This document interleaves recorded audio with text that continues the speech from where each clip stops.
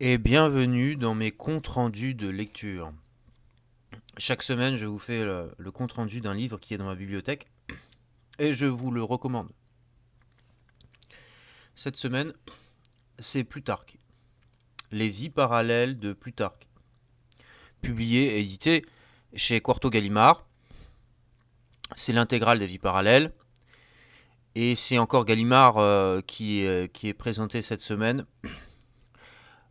puisque j'avais présenté Polybe la semaine dernière, car elle nous offre le meilleur qualité-prix. L'édition nous offre le meilleur qualité-prix. Plus tard, on peut l'avoir chez Guillaume Budet, quelques vies, mais comptez 50 € pour chaque parcelle et partie des vies parallèles de Plutarque.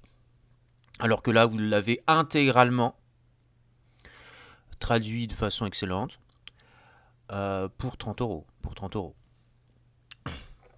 Alors Plutarque, qui c'est Plutarque? Plutarque, c'est un grec. Il écrit en grec. Originaire de Béotie. Originaire de Béotie.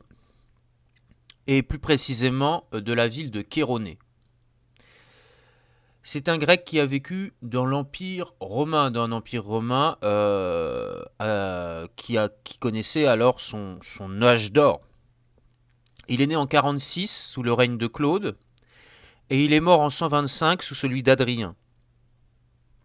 Ce qui fait qu'il a connu à la fois les grandes heures de la conquête romaine et du triomphe militaire romain sur les nations barbares, mais il a aussi connu la paix, le début de cette paix romaine, le début de cet âge d'or des Antonins, qui a été marqué par une politique sécuritaire et de défense des frontières et de stabilisation de l'État au début du règne d'Adrien. Plutarque, il est prêtre. Son objet, son métier premier, c'est d'être prêtre. Il est prêtre, il officie au sanctuaire de Delphes. D'ailleurs, il nous raconte dans les vies parallèles qu'il se rend à Delphes, de Chéronée à Delphes à pied, qu'il y a le chemin, qu'il connaît bien le chemin qui va de Chéronée à Delphes. Ça, il le dit dans la vie de Sylla, quand il parle de la guerre contre Mithridate, que Sylla a menée contre Mithridate. Puisque Sylla a vaincu Mithridate précisément à Chéronée, patrie de Plutarque. Et Plutarque est très très attaché à sa ville et à sa région, même s'il vit dans l'Empire romain. Chaque personne est attachée au lieu de sa naissance, et d'autant plus quand son lieu de naissance a une grande histoire politique. Et c'est le cas de la Béotie, qui a pendant plusieurs siècles été constituée en confédération, la confédération béotienne, qui était gouvernée par et menée par la plus illustre et grande cité de Béotie, qui était Thèbes. Donc plus tard qu'il a une prédilection pour les hommes béotiens, et il marque un avantage, il insiste sur la vie des Thébains, et on sent son attachement et sa faveur qu'il accorde en premier lieu aux grands hommes d'État thébains. Et en premier, ces grands hommes d'État thébains, ce sont surtout Épaminondas, dont la vie que Plutarque a écrite, qui a été écrite par Plutarque, a été perdue, et Pélopidas, dont là on a conservé la vie. Donc Plutarque, il est expert de la chose religieuse, et tout ce qu'il dit sur la religion, il faut, je pense, le croire fermement, puisque c'est un praticien du culte polythéiste.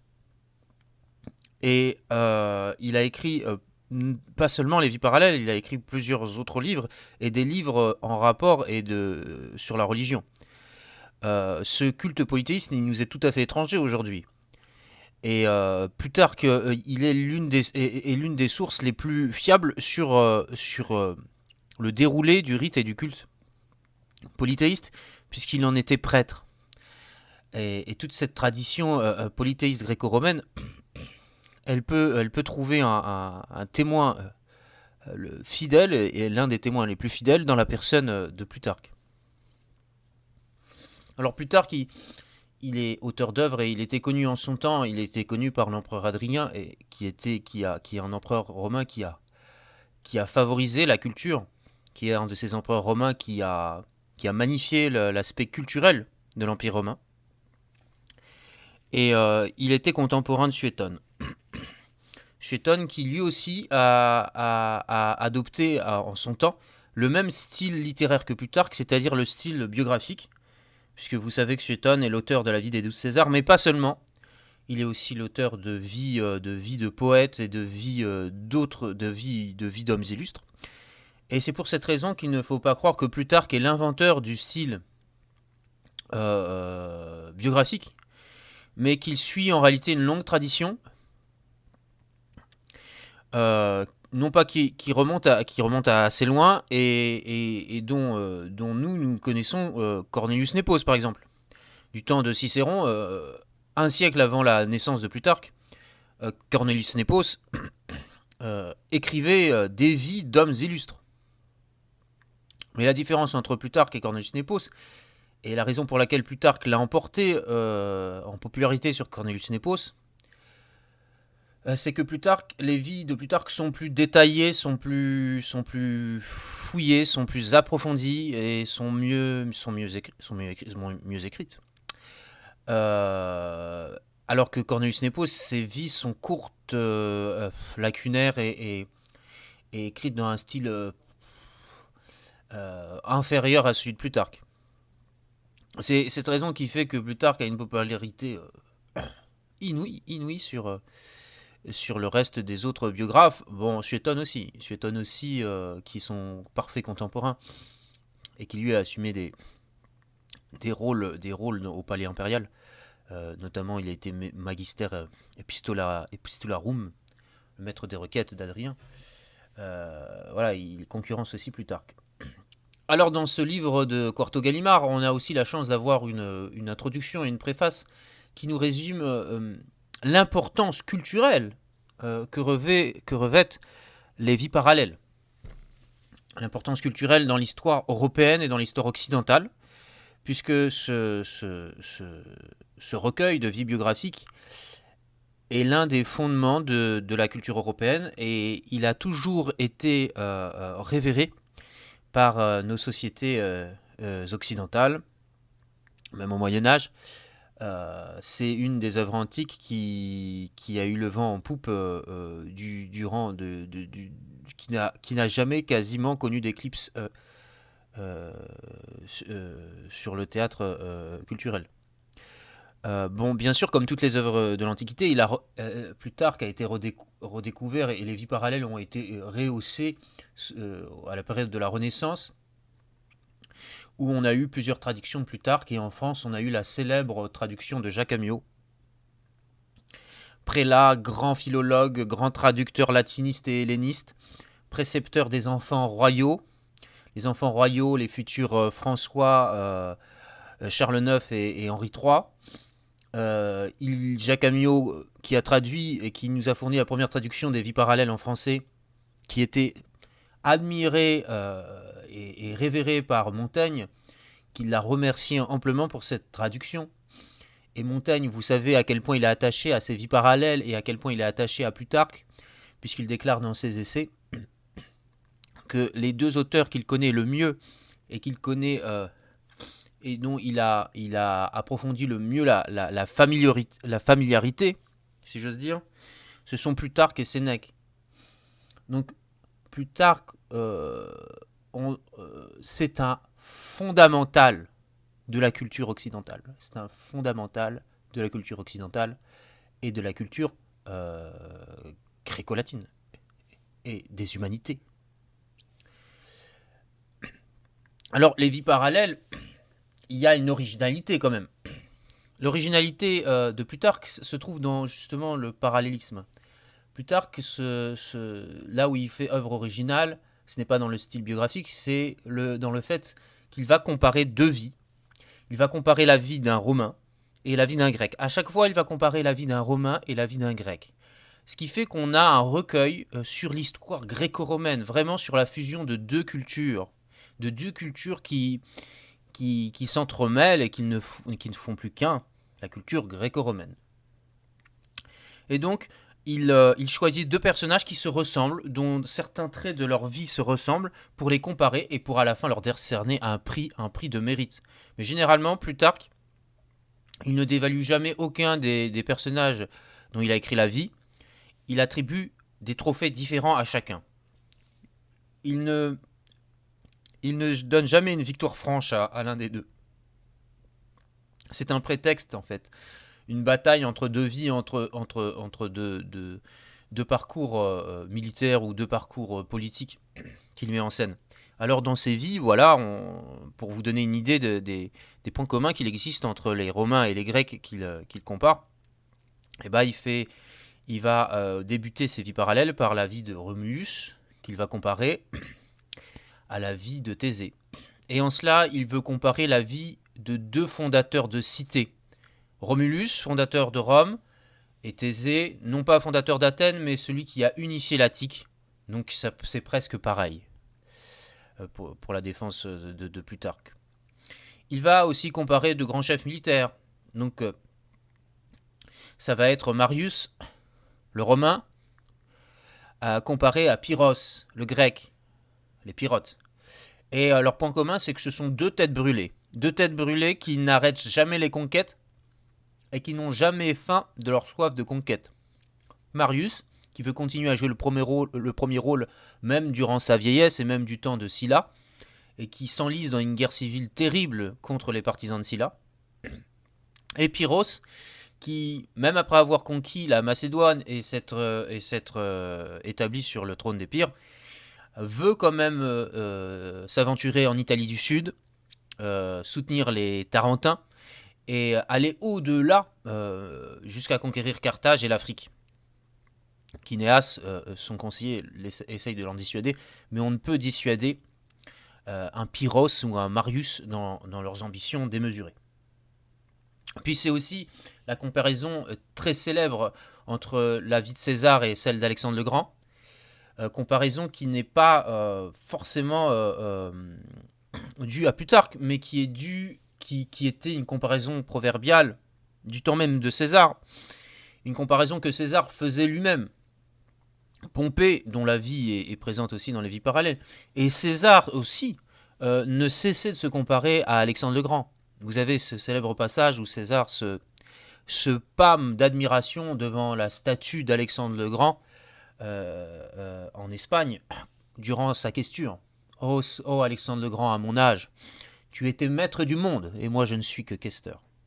Donc cette comparaison, elle a déjà été faite par le premier concerné, César, et Plutarque la reprend à ce compte en dressant la vie de César et la vie d'Alexandre le Grand, et en faisant jouer ces deux vies. Et puis on a aussi la comparaison entre la vie de Cicéron et la vie de Démosthène. Donc encore une fois, Plutarque met en parallèle la vie des deux plus grands orateurs de l'Antiquité, et c'est une comparaison qui a été suscitée par Cicéron lui-même, puisque Cicéron déclarait formellement de son vivant que Démosthène était le plus grand orateur que l'Antiquité, le plus grand orateur que le monde n'ait jamais connu. Il va pas parler d'Antiquité, il va dire Cicéron, puisqu'on est dans l'Antiquité. Il dit que Démosthène est le plus grand orateur. Et Cicéron pousse tellement loin la comparaison avec Démosthène, Cicéron s'identifie tellement à Démosthène, que les réquisitoires qu'il va écrire contre le triumvirat Antoine, il va les appeler du nom de philippiques, en souvenir des réquisitoires qu'avait écrit Démosthène contre Philippe II de Macédoine et qui s'appelaient les philippiques. Donc voilà, plus tard, il remet en scène et il remet en parallèle des comparaisons qui avaient déjà été faites bien avant lui et par les premiers concernés, à savoir par Cicéron et par César. Et bien évidemment, on a des vies perdues, malheureusement, toutes les vies parallèles ne sont pas parvenues jusqu'à nous. Donc je disais que Épaminondas, qui était une vie qui devait être une des vies les plus importantes du recueil, a été perdue. Et la vie aussi de Scipion Émilien, très très grand général de l'histoire romaine, a elle aussi été perdue. à cause des hasards et des vicissitudes du temps et des copistes qui par mégarde ou erreur, ont dû perdre ses vies et je ne sais pas pour quelle raison, n'ont pas pu les copier.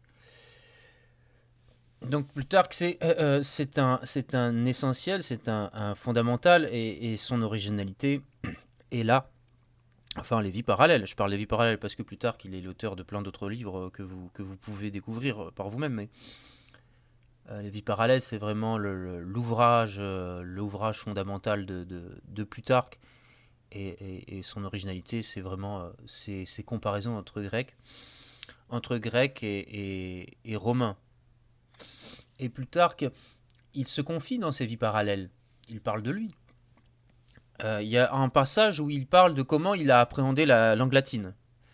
Et que dit-il dans ce passage? Il dit que il maîtrise mal le latin.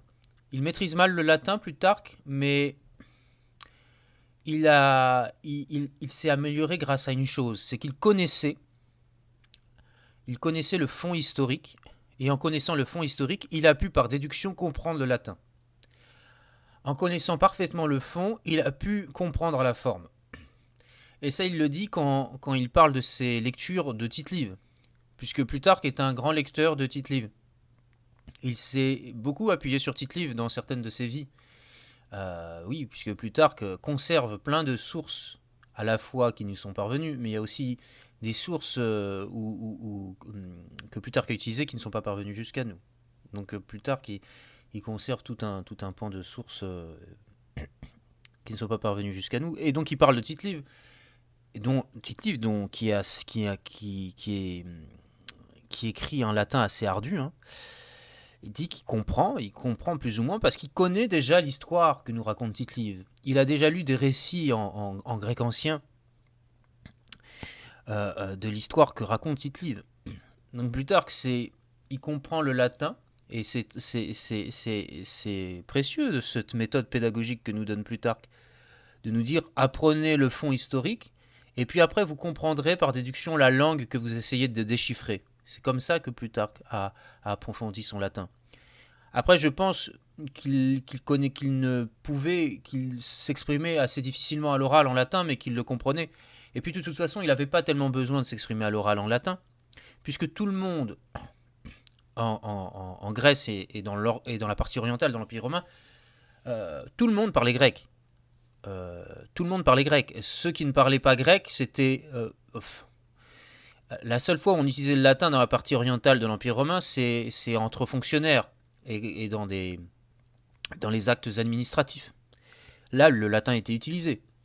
Mais sinon, les fonctionnaires eux-mêmes, une fois leur travail fini, ils parlaient grec, et tout le monde parlait grec dans la partie orientale. Donc Plutarque n'avait pas de grande nécessité de cultiver son latin. Il parlait grec, tout le monde parlait grec. Et puis quand des élites d'Occident, de la partie occidentale de l'Empire, venaient en Grèce, ils parlaient grec. Puisqu'ils étaient... toute l'élite romaine parlait grec. Donc voilà, Plutarque, c'est aussi un personnage qui a un lien intime. Il montre son lien et son attachement avec les hommes dont il a décrit la vie. Il y a des passages où il tisse un lien intime par ses lectures avec ces grands hommes qu'il n'a jamais connus, mais dont il apprend à connaître la vie. Et il s'en fait des amis d'outre-tombe. Et Plutarque, eh bien, lui aussi, il peut devenir notre ami d'outre-tombe. Il suffit de le lire et il suffit de nous laisser enseigner l'histoire romaine et grecque par Plutarque, et de nous laisser enseigner l'histoire romaine par d'autres auteurs. Et je vous invite à vous introduire dans la familiarité de Plutarque et des vies parallèles qui s'offrent à vous pour 35 € chez les éditions Gallimard.